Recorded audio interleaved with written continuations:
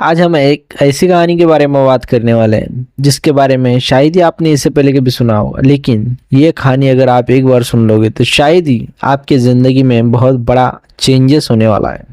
क्योंकि अगर आपने इस कहानी को पूरा आखिर तक अगर सुन लिया तो शायद ही जो गलती आप करने वाले हो वो शायद नहीं कर पाएंगे, और होना भी चाहिए कि आपसे वो गलतियाँ नहीं होनी चाहिए। तो चलिए कहानी को शुरुआत करते हैं। एक मिडिल क्लास परिवार था। उस परिवार में एक आदमी था, उसकी एक पत्नी थी, उसी के साथ उसका एक बेटा था, एक बहू थी, और साथ ही साथ उसका एक पोता भी था। कई दिनों तक उनका अच्छे से परिवार चल रहा था, लेकिन फिर कुछ दिनों के बाद में उस इंसान की जो पत्नी थी उसका देहांत हो जाता है। उसके बाद में फिर उनके परिवार में बचता है एक वो आदमी खुद, उसका बेटा, बहू और उसका एक नाती। यही लोग बच जाते हैं, यानी कि पूरे 4 लोग परिवार में बच जाते हैं। कुछ दिनों के बाद में वो इंसान बूढ़ा हो जाता है। बूढ़ा होने के बाद में वो थक जाता है। थकने के बाद वो अपने घर पे एक ही जगह पर रह जाता है, यानी कि बूढ़ा होने की वजह से अभी वो उठ नहीं पाता है और कहीं पर चल भी नहीं पाता है। तो ऐसी हालत में वो था। तो उन्होंने फिर अपने ही घर में उस इंसान को, यानी कि उसके बेटे ने उसको एक बेड पर जगह दे दी और कह दिया कि आपको हर चीज़ यहीं पर मिल जाएगी, आपको कहीं पर भी जाने की ज़रूरत नहीं है। जैसे ही उस इंसान को कोई भी ज़रूरत होती थी तो उसके पास वो आवाज़ देता था, लेकिन उसका आवाज़ इतना ज़ोर से नहीं आता था कि बाहर तक सुनाई दे। इसलिए उसके बेटे ने उसके लिए एक बाज़ार से घंटी लेके आ गया। जैसे ही घंटी लेके आया तो उस इंसान को उसने समझा दिया, उसके बेटे ने, कि जैसे ही आपको कोई ज़रूरत हो तो आप खाली एक घंटी बजा दीजिए। जैसे आप घंटी बजाएंगे हम में से कोई ना कोई आके आपको देख लेगा, या फिर आपको जो भी ज़रूरत है उसे हम पूरा कर देंगे। तो ऐसा ही कई सालों तक चलता रहा। जब भी उस बूढ़े इंसान को जब भी प्यास लगती थी वो घंटी बजाता रहता था। जैसे ही घंटी बजाता था कोई आता था, पूछता था क्या हुआ, वो बोलता था मुझे पानी चाहिए, तो फिर उसे पानी ला के देते थे और फिर उस इंसान की ज़रूरत पूरी होती थी। जैसे ही उसे कोई भी ज़रूरत होती थी तो वो घंटी बजाता था। एक दिन वक्त के साथ वो और भी ज़्यादा बूढ़ा हो गया और बीमार भी हो गया। उसके साथ साथ उसका देहांत हो गया, यानी कि वो मर गया।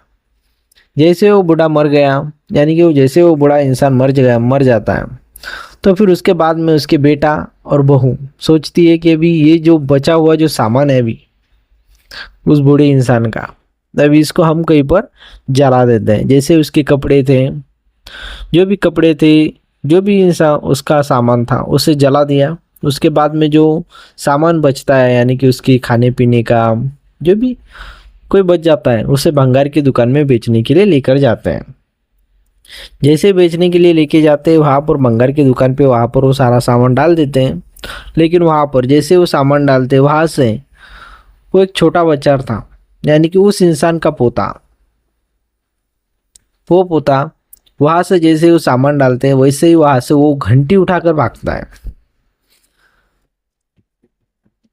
जैसे वो घंटी उठा के भागता है तो सब उसे पकड़ते हैं और पूछते हैं कि बेटा तू ये घंटी लेके क्या करेगा, ये घंटी अभी हमारे किसी काम की नहीं है, क्योंकि अभी दादाजी हमारे साथ नहीं है।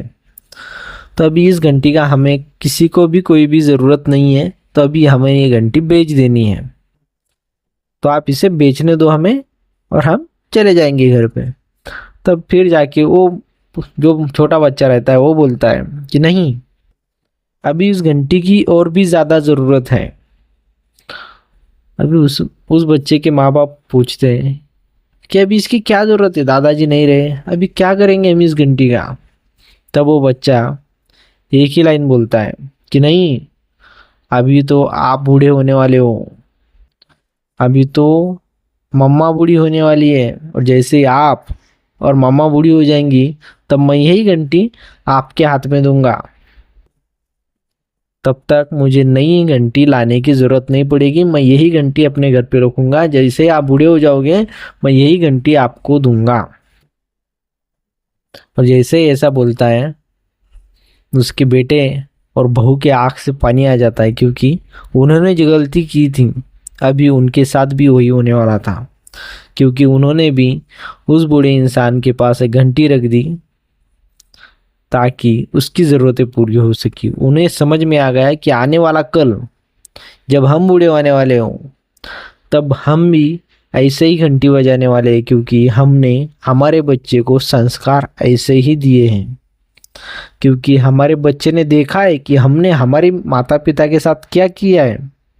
जो हमने हमारे माता पिता के साथ किया है वही बच्चा हमारे साथ हमारा बेटा करने वाला है, क्योंकि उसने हमारे यानी कि उसके सामने हमने ये सारी चीज़ें की है, इसलिए उसने देखा है।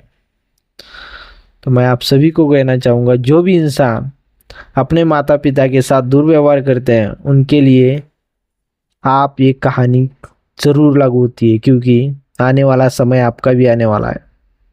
जितना समय आप अपने माता पिता के सेवा में गुताएंगे या फिर अच्छे कर्म करेंगे उसके साथ, वैसे ही आपके बेटे, आपकी आने वाली पीढ़ी आपको देखने वाली है।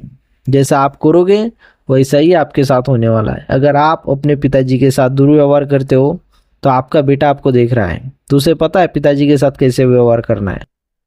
आप उसे सिखा रहे हो, जैसे आप सिखाते हो तो आपके साथ भी आने वाले समय में वही होने वाला है। अगर आप अपने पिताजी को इज्जत देते हो तो आपका बेटा आपको देख रहा है, उसे पता चल रहा है कि नहीं पिताजी को इज्जत देना चाहिए, तभी जाके वो इज्जत देता है। अगर आप ही गंदी शब्दों में या फिर उनके साथ जो भी दुष्परिणाम या फिर दुर्व्यवहार करते हो उसके परिणाम आपके साथ भी होने वाले हैं। इसलिए इस कहानी को अगर आपको समझ में आई हो तो लाइक, शेयर और साथ ही साथ हमारे चैनल को सब्सक्राइब ज़रूर करें, ताकि हम ऐसे ही आपके लिए नई नई वीडियोज़ लाते रहें। मिलते हैं अगली किसी वीडियो में, तब तक के लिए धन्यवाद।